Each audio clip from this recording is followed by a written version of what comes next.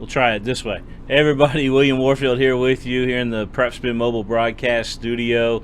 And, one of the big topics this week, certainly with the heat going on out there, is the heat index. Well, we've got a man here that can answer all of our questions about that, and want to welcome in Med Center Health's own Noel Belcher. He's a sports outreach coordinator down in Bowling Green, and covers athletes in that area and all throughout the state of Kentucky. And Noel, welcome in, and glad you could talk to us about heat index today.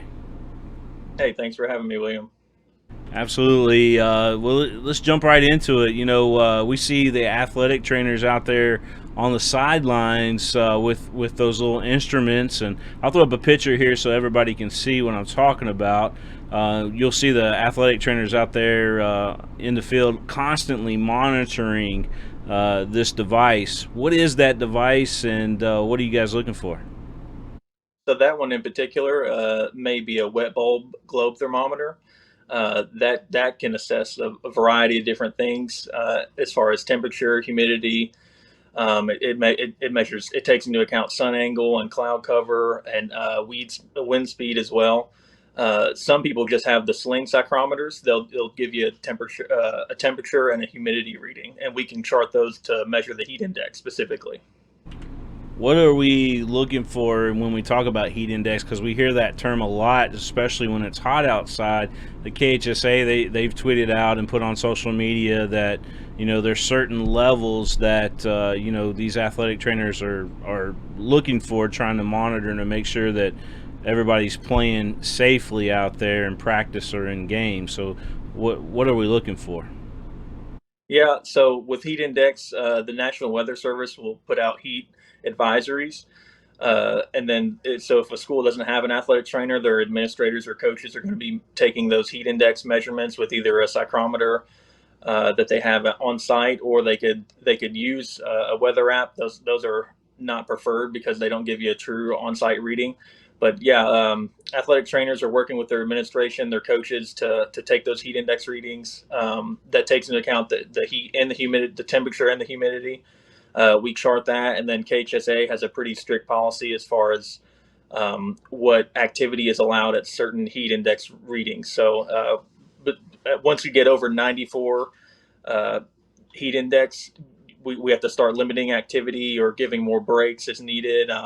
Once you get over 100 degrees heat index, specifically for football, you have to start removing equipment, and that can make competition and practices a little bit more difficult as it gets hotter. Yeah, and we know once it hits 104, that means everything has to stop out on the field. Any sanctioned KHSA event going on, whether it's practice or whether it's a game, if it's 104 or above, they got to stop play, right? Correct, correct. We've seen a lot of events push back later in the day into the evening times after the sun goes down this week to try to mitigate canceling events. But the heat index it's been bad this week. We've had a fairly mild summer, but we always have some weeks in July and August that we just have to do what we have to do and push events back, and just to keep our athletes as safe as possible. What are some of the things, like when you have a heat wave like we've got? What are some of the things in athletes that athletic trainers tend to look out for more often out on the field? As being an athletic trainer, I really harp on my athletes to keep hydrating as much as possible throughout the school day. I know that can be hard during school, but I encourage my athletes to carry a water bottle or some kind of container to hold fluids so they can constantly get fluids during the day. Hydration and nutrition are a big proponent to try to stay as healthy as possible.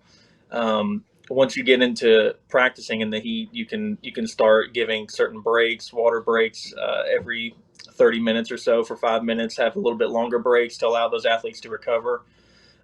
Push the fluids even during a practice, and especially at events where they're going to be sweating a little bit more. If you have athletes that have a higher sweat rate or sweat more than more than others, you can monitor them a little closer. You can actually weigh those athletes to see how much water they're losing during games and practices, and kind of give them an idea of how much water they actually need to replace before their next practice. Yeah, I've heard it before, but I'm pretty sure that it is a true statement when you say the body's actually 70% water. So when you start to sweat that out a lot, you got to make sure that you replenish that. So especially in this heat that we've got out there. So Noel, this has been good information, man, and we appreciate the partnership with you guys down at Med Center Health. Hey, no problem. Just trying to keep our kids safe and as healthy as possible in this heat. Absolutely. I hope you had a great summer, and looking forward to fall sports, right around the corner. We're right here. Football season is back. That's right. Noel Belcher, sports with Med Center Health. To get that right, you're the sports outreach coordinator. That's what I was getting ready to say. But man, always good to talk to you, Noel. Yes, excellent. Thanks. Thank you for having me. All right.